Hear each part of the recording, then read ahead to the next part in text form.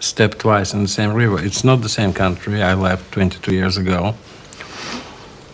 And not to mention that should I come, I will become a subject of, how should I What put Ben it? described, you don't Huh? have, what Ben described, an over-demanding lover.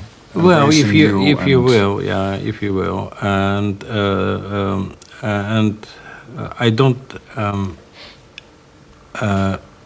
Well, I mean, I don't like to be cheered and greeted. But Odin went back.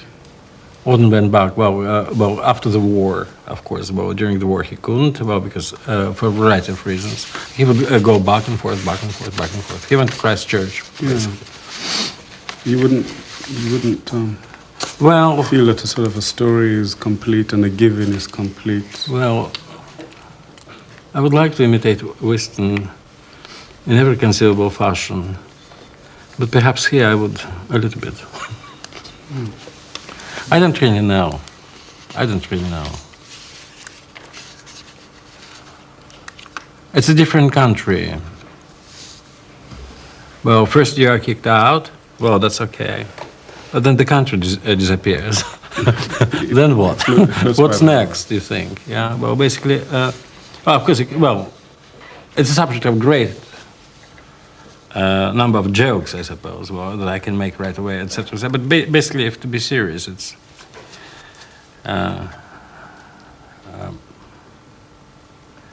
well, it could be regarded as a tragedy, but it's an absurd tragedy. Well, and God knows there have been too many absurdities, to say the least, in my life, to inflict one more upon myself, knowingly, willingly. Though I might do that yet, but not to settle there. I guess I'll die somewhere, either in transit or in the United States. Like Winston used to say, I'm going to die presumably in some foreign hotel, to a great consternation of the personnel, which is exactly what happened. Not a bad way for dying, you know. It's not a bad way of dying. Not a bad way of dying, No. no. Yeah.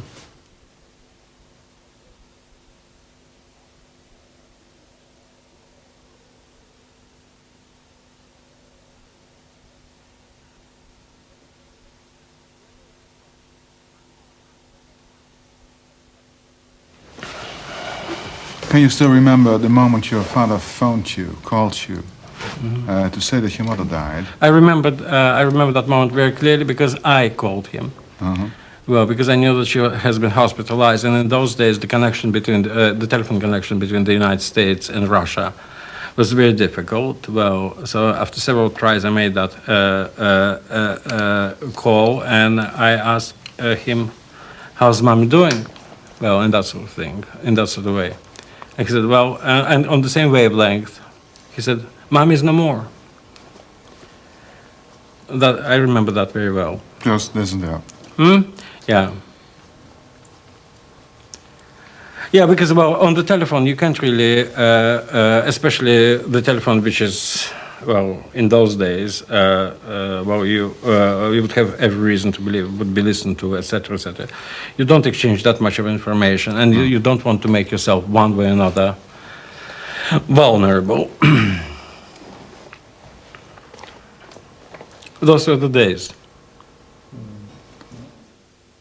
It crosses your mind that no matter what, if natural order is to be followed, will be followed, well, they will die before you.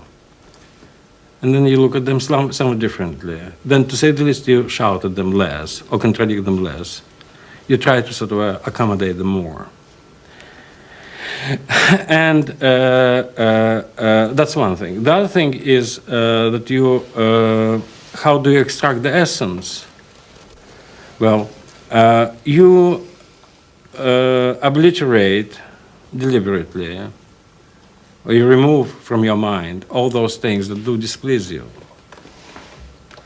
Not that you can do it entirely, but you can do a good job, given you have a time to do so. Well, so therefore you think about well, the most important aspects of them, the most positive, as it were, aspects of them. Well, you think about the kindness. You think about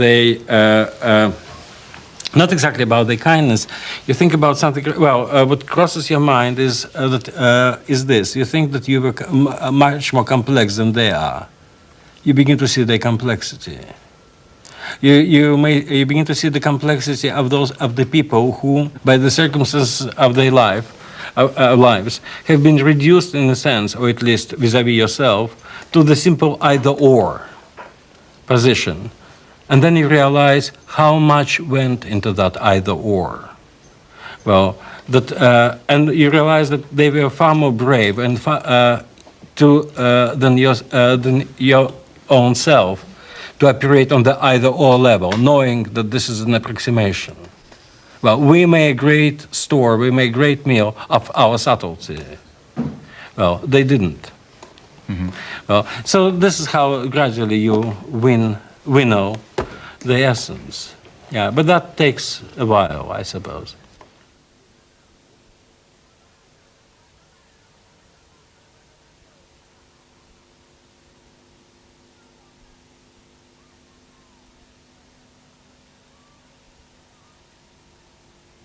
In a sense, when, I'm not trying to be frivolous here, when your parents die, you, in fact, become what they intended you to be. You become them.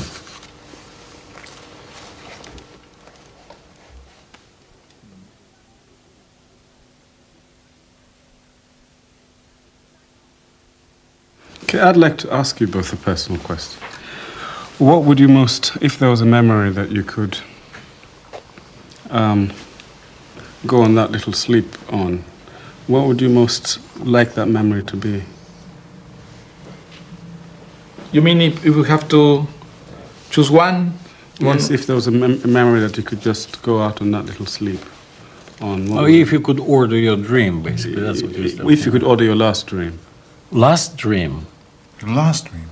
You mean knowing that tomorrow I'll die? And well, yeah, if you could, yes, order your last. That's why I use the word sleep. I was using it in the Shakespearean sense rather delicately because it's a bit of an awkward subject. I wouldn't know.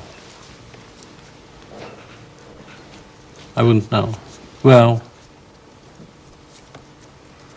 I wouldn't know. If it was like in a film, for example, and you could say choose the last image you'd like to, as it were, go out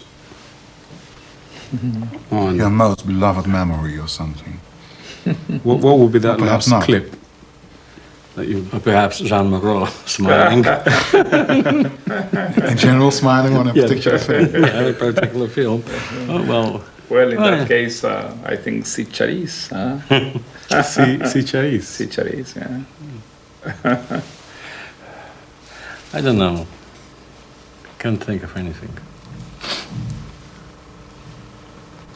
I'd like that moment on the Atlantic. The stars at night, the Yes, ocean. I'd like that moment at the Atlantic. If I could so arrange it that that's my last living image, my last living thought, dream, memory, remembrance, reliving, that's the one I'd like. I'm afraid I would say meer licht again.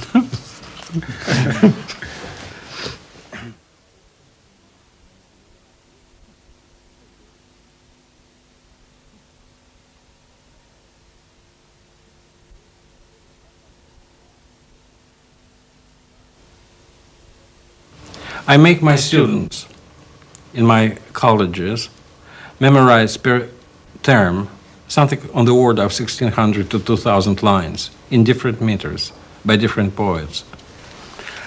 Simply because I believe that, well, this way, this is the insurance for our civilization. Well, that is, one should carry that sort of thing within his head, the lines of the poets, the way one carries matches, because an ice age can hit you any moment. the way we live, the way the world goes, it indeed may happen very quickly. The civilization of what we used to regard as civilization, European civilization, if you want to narrow things, can easily go down the drain very soon, very fast, for all sorts of reasons, not only because of the technology of destruction, but simply for the numerical reasons of the, well, simply having to do with population growth, etc., etc., etc. There are going to be tremendous shifts in what matters and what's important, what's valuable and what's not. And at least I think that the next generation of, well, I don't really know, over 20 years, 22 years that I've been teaching, I don't really know how many pupils I had, but at least over 2,000, 3,000, 4,000 people for the next 10 or 20 years. We remember the lines that they've been memorize, that I made them memorize in my school. And that is, I think, well, if that's going to be the case, well, I'll think that I haven't wasted that much of time on this earth. Well, the reason I think poetry should rhyme is that, well, because rhyme, apart from anything else, is a mnemonic device. And it gives you tremendous comfort. And I think I'd rather have my pupils, not to mention myself, at their last hour, and as they expire, rattle something. The lines of either Auden or Frost or somebody else, then remember nothing and be totally in the grip of terror.